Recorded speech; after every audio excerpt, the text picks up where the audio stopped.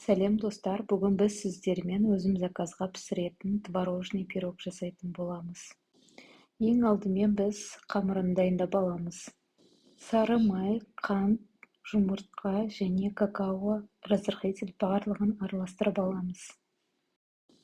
Жақсылап араластырып алғаннан кейін ұнымызды қосып, қолға жабыспайтын жұмсақ қамыр илейміз. Осындай формамызға салып шектерін кесіп шығамыз. Енді кремін дайындап аламыз. Творожный сыр, сметана, жұмыртқа, қантты салып, жақсылап біркелкі болғанша араластырып аламыз. Осындай біркелкі масы болғаннан кейін 2 қасық ұн қосып тағы да араластырамыз. Начинкамызды қамырдың үстіне тегіс етіп жайып аламыз.